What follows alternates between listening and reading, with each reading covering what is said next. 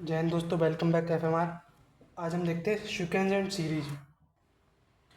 इसमें पहले देखते हैं समांतर श्रेणी, अर्थमेटिक प्रोग्रेशन। समांतर श्रेणी, ठीक है।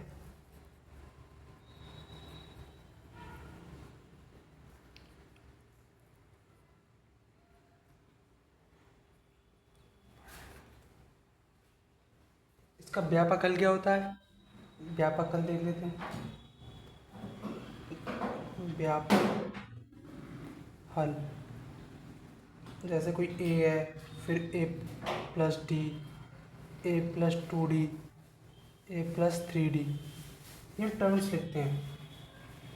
ए जो है ना हमारा टी है, पहला वन है T1। T1 बराबर क्या होगा? ए। और T2 बराबर क्या होगा? ए प्लस डी। और T3 बराबर ए प्लस 2D। इस तरीके से हम व्यापक हल लिखते हैं, ठीक है। ऐसे ही हम मान लो A21 लिखना हो हमें, A21, तो कैसे लिखेंगे? ए प्लस 20D, ठीक। हमें AN लिखना हो, उसका फॉर्मूला होता है AN। AN कैसे लिखेंगे? तो TN बराबर क्या होगा? AN हो या TN हो, तो A plus N minus 1D, ठीक है।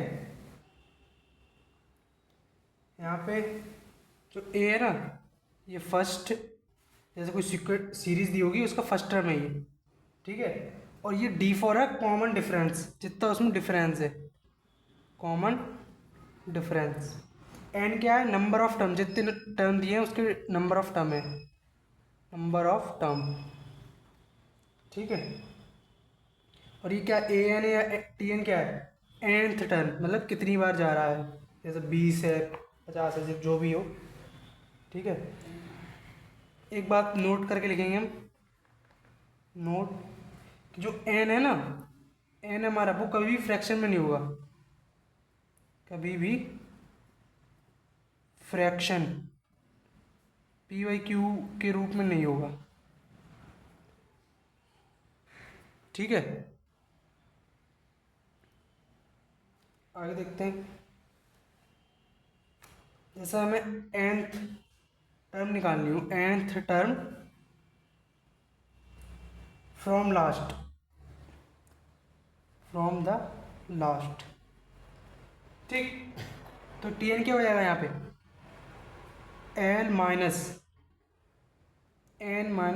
N-1D। L क्या है? लास्ट टर्म है हमारी, लास्ट टर्म, ठीक है। इस तरीके से निकालेंगे। अगर पदों का योग पूछे, पदों का योग, n पदों का योग, सम ऑफ n टर्म्स, ठीक। तो क्या आएगा? SN बराबर क्या आएगा? Sum of n numbers, N/2 2A plus N-1D, ये फॉर्मूला होगा, ठीक है। या फिर जो ये चीज़ दिया हमें, हम इससे कैसे लिख सकते हैं? SN बराबर N/2A प्लस L, ठीक है, A प्लस L, ये भी लिख सकते हैं। ये देखनी होगा सर, SN बराबर ये भी लिख सकते हैं N/2A प्लस L, ठीक। आगे देखते हैं। AP के कुछ गुणधर्म हैं, ठीक है ना। समांतर श्रेणी के कुछ गुणधर्म ये हैं कि जैसे कोई सीरीज दी है हमारे पास, AP है, कोई सीरीज है AP में, A1 A2 A3 dot dot dot, कुछ भी है, एन तक जा रही है, ठीक। अगर हम इसमें कुछ जोड़ें या फिर कुछ घटाएं या फिर किसी से गुणा करें, कोई भी नंबर हो XYZ, और किसी से भाग करें, ठीक है ना। ये सारी जो नई समांतर श्रेणी बनेगी, जैसे मान लो A में हम A1+2 किया, सम में करा A2+2 किया, ऐसे ही A3+2 किया, डॉट डॉट डॉट। अब जो भी आ रही है ना, सारी समांतर श्रेणी में आएंगी। किस में आएंगी? समांतर श्रेणी में। जोड़ना, घटाना, गुणा करना, भाग करना, इस सीरीज में किसी से भाग दोगे एक पर्टिकुलर नंबर से, तो वो नई सीरीज जो आएगी ना, वो भी समांतर श्रेणी में होगी, ये याद रखना, हमें सब डायरेक्ट क्वेश्चन मिलता है यहाँ से। ठीक है, दूसरा गुणधर्म देखिए। दूसरा गुणधर्म जैसे दो एपी है, दो एपी में क्या है, श्रेणी दो, A1 A2 A3। एक ए, ये पहली श्रेणी हो गई और दूसरी क्या हो गई, B1 B2 B3। ठीक है, या तो इन दोनों को जोड़ो, A1 plus B1 A2 plus B2। ठीक है, या फिर घटाओ, A1 minus B1 comma A2 minus B2। जो श्रेणी नई श्रेणी आएगी ना, वो भी कैसे होगी, समांतर श्रेणी में होगी। ठीक है, नई हमारी श्रेणी बनेगी, वो भी समांतर श्रेणी में होगी, इन दोनों के जोड़ और घटाव से। तीसरा गुणधर्म है हमारे पास, किसी एपी, कोई एपी का प्रारंभिक प्रारंभिक तथा अंतिम से क्रमागत पदों का योग। क्रमागत पदों का योग कैसा होगा, बराबर होगा, सदैव समान होगा या बराबर होगा, सदैव समान होगा। ठीक है, जैसे एपी है कोई, ठीक है, एपी दी है हमारी A1 A2 A3 dot dot A20 तक दी है, तो इसका आखिरी वाला पद कौन सा है, A20, और पहला कौन सा A1। A1 प्लस A20 बराबर होगा A2 प्लस A19 के, बराबर होगा A3 प्लस A18 के, इस तरीके से। ठीक है, ऐसे ही चलता चला जाएगा, ये बहुत ज़्यादा इम्पोर्टेंट है ये।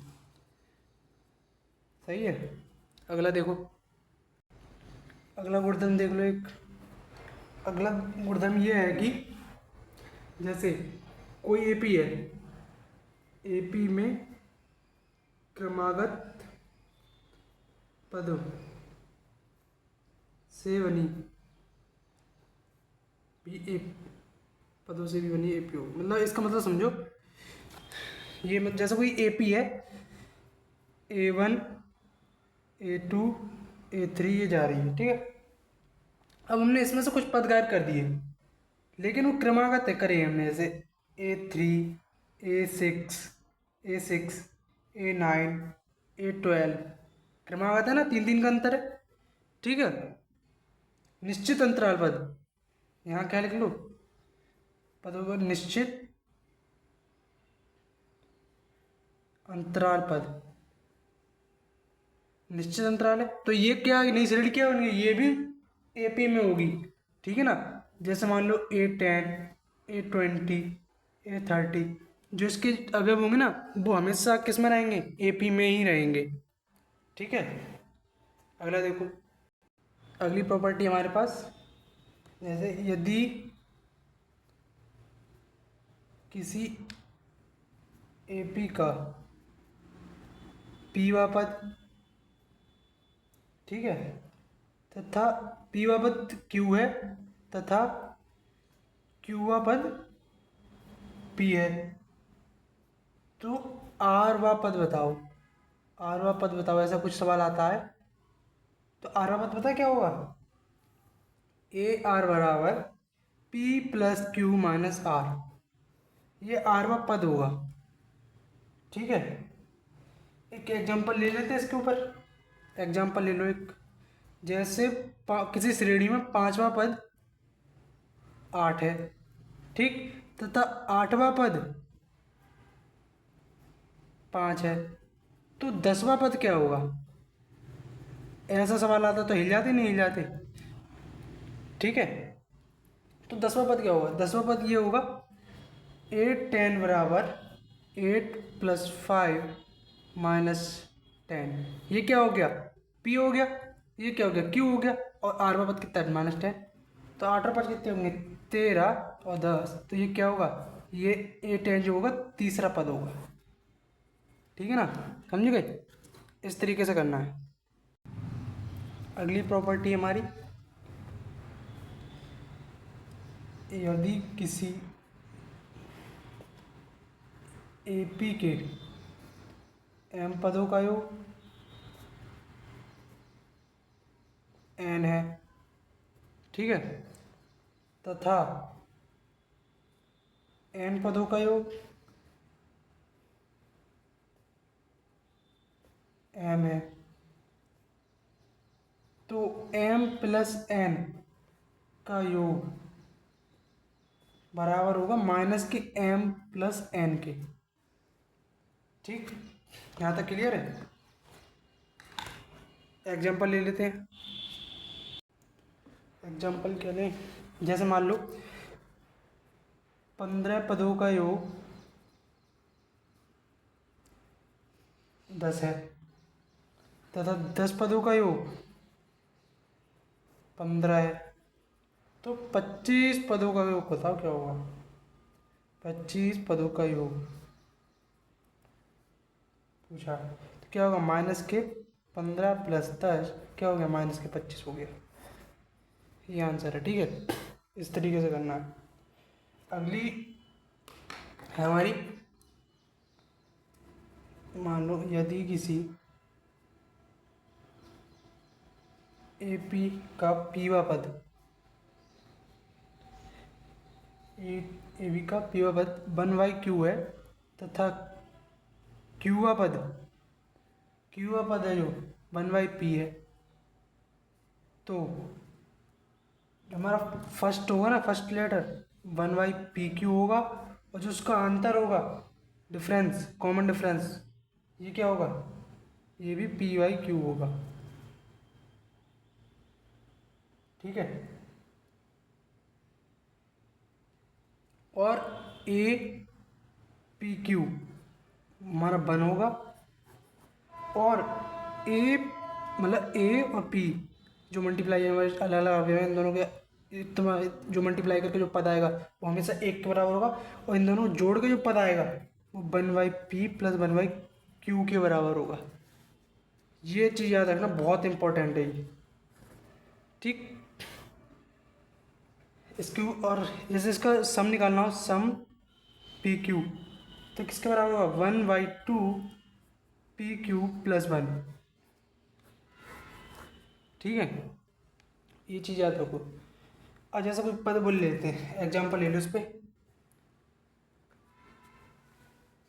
एग्जाम्पल क्या लें, जैसे 5वां पद है हमारा, 5वां पद 1/7 के बराबर है तथा 7वां पद 1/5 है। ठीक है, तो एक एक करके सब निकाल लेते हैं।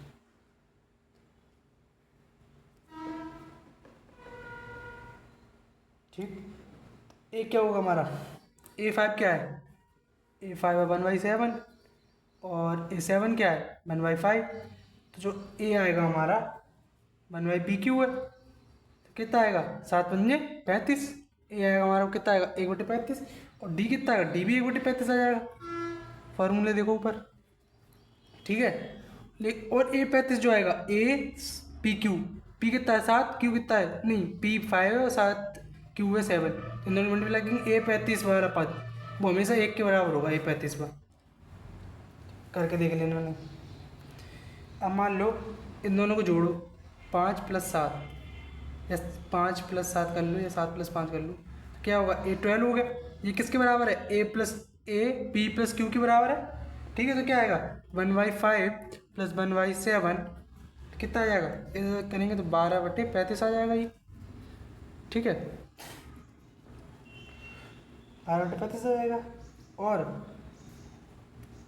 वो कर लो, सम कर लो, सम PQ वाला कितना आएगा, S35 1/2, दोनों की मल्टीप्लाई कितनी आएगी, 35 + 1 कितना हो गया, 36, 36 का आधा कितना होगा, 36/2 मतलब 18।